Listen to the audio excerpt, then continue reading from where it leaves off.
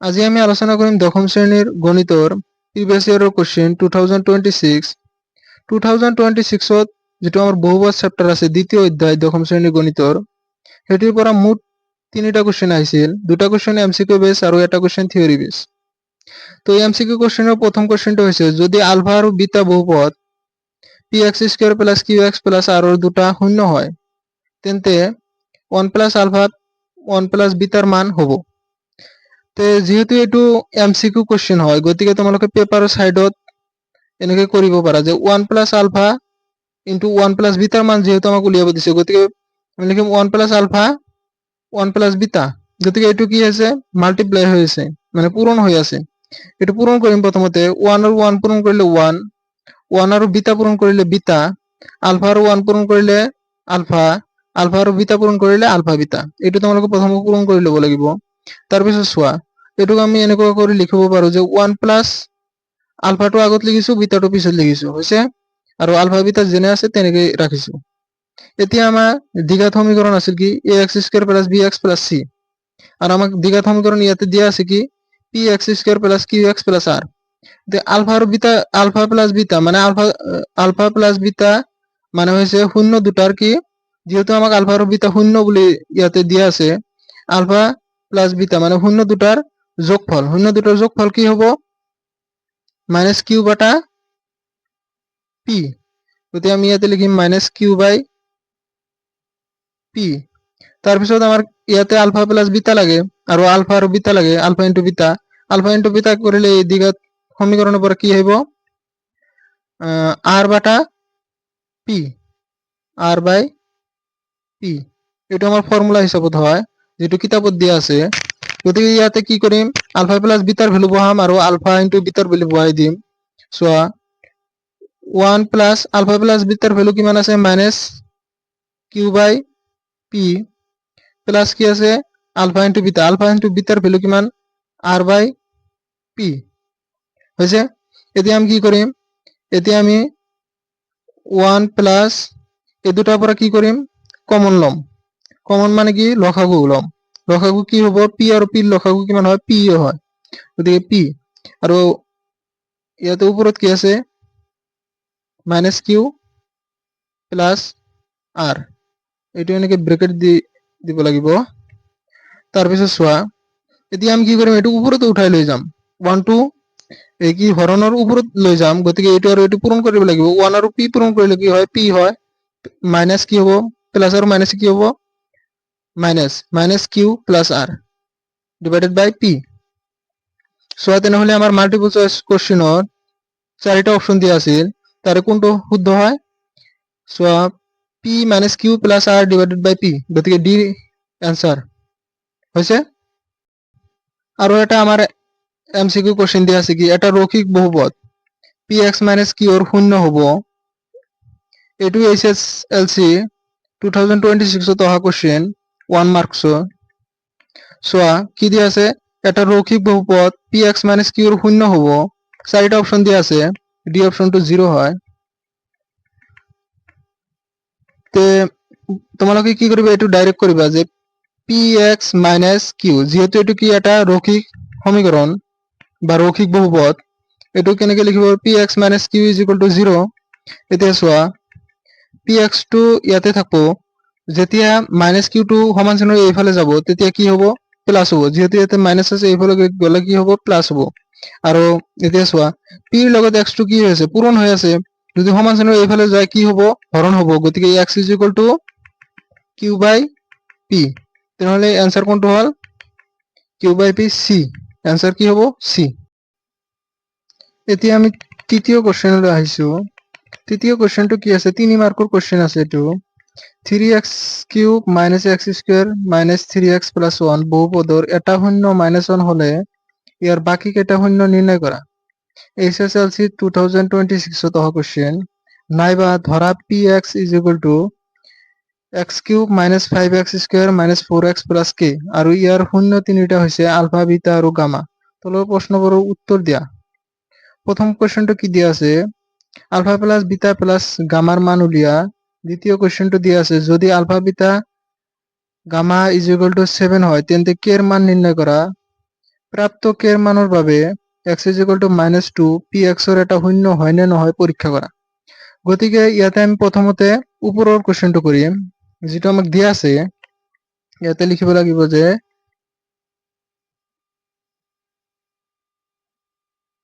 দিয়া আছে কি 3x³ - x² - 3x + 1। এইটো আমাক কি হৈছে দিয়া আছে। ইয়াৰ এটা শূন্য দিয়া আছে, কি দিয়া আছে -1, আৰু বাকী কেইটা শূন্য উলিয়া। তো ইয়াতে চোৱা এইটো কি হয় ত্ৰিঘাত সমীকৰণ বা কিউবিক ইকুৱেশ্যন বুলি কয়। ত্ৰিঘাত সমীকৰণৰ কেইটা শূন্য থাকে, তিনিটা শূন্য থাকে। যিহেতু ইয়াৰ সৰ্বোচ্চ ঘাত কি আছে 3 আছে, গতিকে ইয়াত কেইটা শূন্য থাকিব, তিনিটা শূন্য থাকিব। তো এতিয়া চোৱা এই দুটাৰ পৰাও কমন ল'ম আমি, এই দুটাৰ পৰাও কমন ল'ম। প্ৰথমতে এইটোৰ পৰা কি কমন যায়, x² কমন যায়। চোৱা ইয়াতে বাকী থাকে কি 3x, ইয়াতে বাকী থাকে কি -1। এইটো আমি ইয়াতেও লিখিম 3x - 1। ইয়াতে কিহেৰে পূৰণ কৰিলে এইটো পাম -1 এৰে। ইয়াৰ পৰা আমি কি পালো x² - 1, 3x - 1, দুয়োটাৰ পৰা 3x - 1 কমন। তো ইয়াৰ পৰা চোৱা x² - 1ক কেনেকে লিখা যায়, সাইডত চোৱা a² - b² ফৰ্মুলা কি লিখা যায় a + b a - b। এইটো ফৰ্মুলাত পৰিছে না নাই। 1ক স্কয়াৰ কৰিলেও যেটো হ'ব, স্কয়াৰ নকৰিলেও সেইটো হ'ব। গতিকে এইটো ফৰ্মুলাত আমি লিখিব পাৰো যে x + 1 আৰু কি x - 1 আৰু কি আছে 3x - 1। তো ইয়াৰ পৰা আমি শূন্য কেইটা উলিয়াম, কেনেকে উলিয়াম চোৱা এতিয়া x + 1 = 0, x - 1 = 0, x + 1 x - 1, তাৰপিছত কি আছে 3x - 1 = 0। তে এইটো সমান চিহ্ন এইফালে প্লাস আছে, সেইফালে গ'লে কি হ'ব মাইনাস হ'ব। গতিকে কি পাম আমি x = -1, আৰু এইটো মাইনাস আছে, এইফালে গ'লে কি পাম প্লাস হ'ব, x = +1। আৰু এইটো চোৱা 3x, এই -1 টো সমান চিহ্ন এইফালে লৈ যাম, কি হ'ব +1। আৰু x টো 3 লগত কি হৈ আছে পূৰণ হৈ আছে, গতিকে 3 টো যেতিয়া এইফালে যাব কি হ'ব হৰণ হ'ব। গতিকে x = 1/3। তো চোৱা ইয়াৰ পৰা আমি কি পালো, তিনিটা শূন্য পালো। এটা শূন্য আমাক দিয়া আছিল কি -1, আৰু দুটা শূন্য কি, বাকী দুটা শূন্য কি পালো 1 আৰু 1/3। তো তোমালোকে এক্সামত লিখি দিবা যে বাকী দুটা শূন্য নির্ণয় বাকি দুটা শূন্য x = 1 আৰু x = 1/3। তাৰপিছত যে আমাৰ ৱাৰ দিয়া কুৱেশ্যনটো আছিল, যে ওপৰতো নোৱাৰিলে কি তলৰটো কৰিলেও হ'ব। সেইটো আমি কৰিম। এতিয়া দিয়া আছে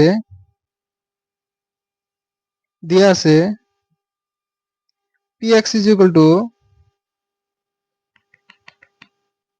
x³ - 5x² - 4x + k। কুৱেশ্যনটোত কি কৈছিল যে এই ত্ৰিঘাত সমীকৰণৰ আৰু ইয়াত শূন্য তিনিটা হৈছে, ইয়াৰ শূন্য তিনিটা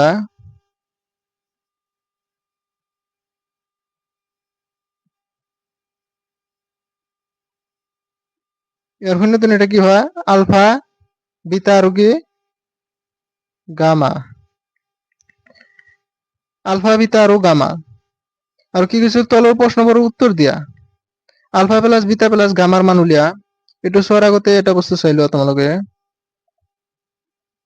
এইখিনি বাহিৰৰ এইটো কুৱেশ্যনৰ এইটো এনসাৰত নিলিখিলেও হয়, যে ত্ৰিঘাত এটা সমীকৰণ লওঁ আমি ax³ + bx² + cx + d।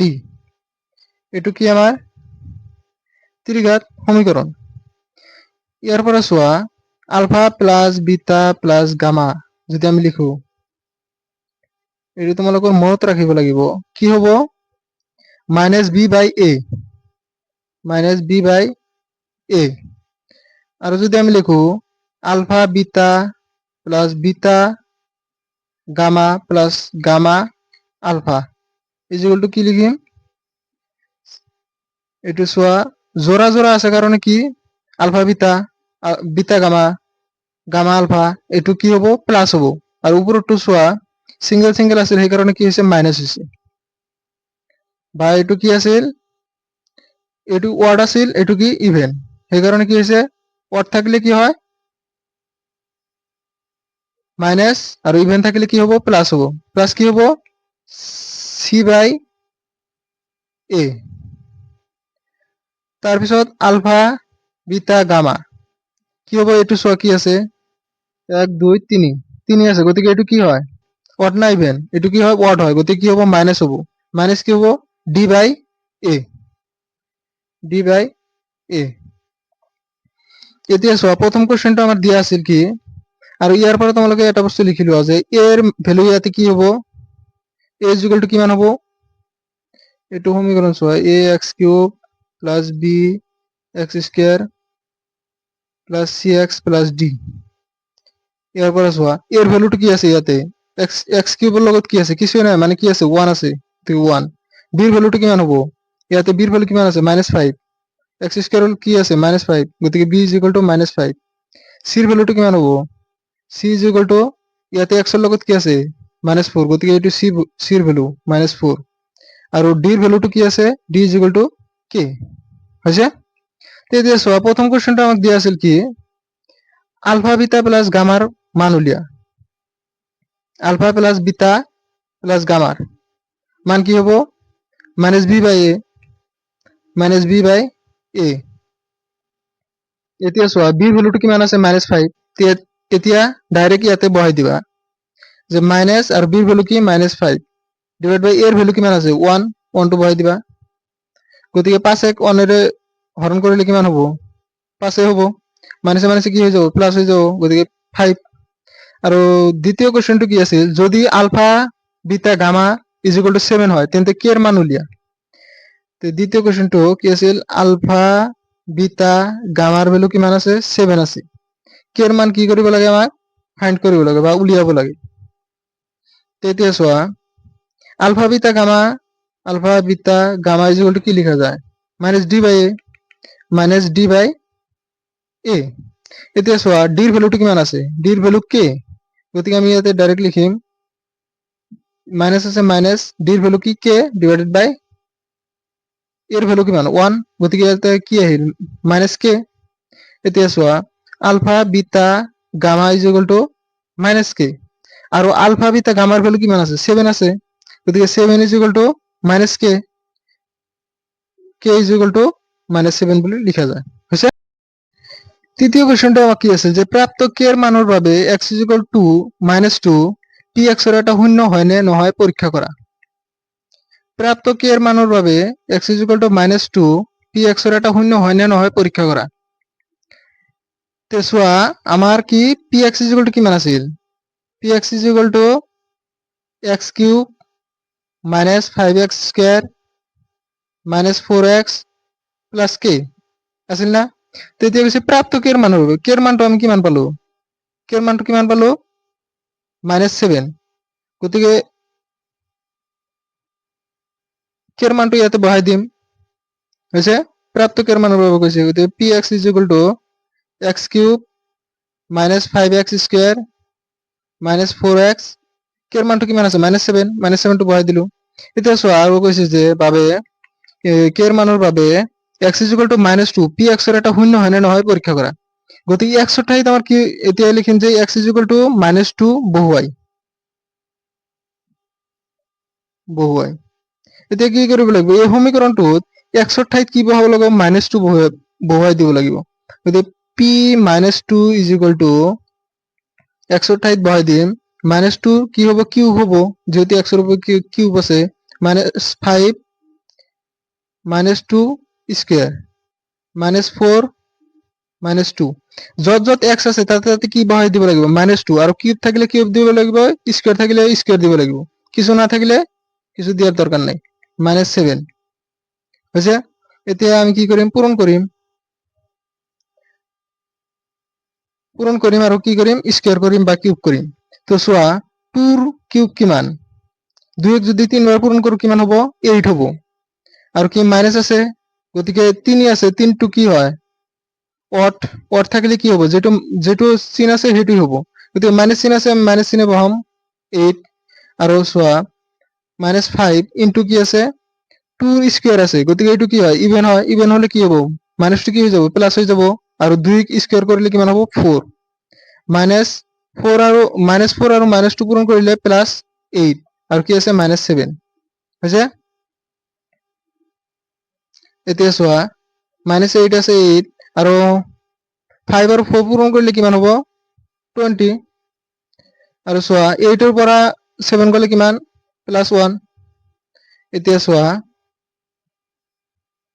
দুটাৰ আগত মাইনাস আছে, গতিকে কি সংখ্যা দুটা প্লাস আৰু আগত কি হ'ব মাইনাস চিন, দুটা কৰিলে কিমান হ'ব -28 প্লাস কি 1। তে কিমান পালো আমি, এতিয়া 28 ৰ পৰা 1 গ'লে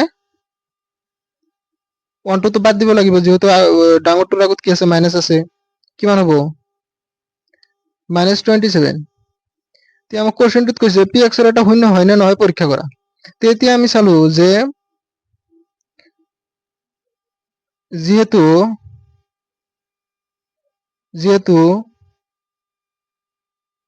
পি -2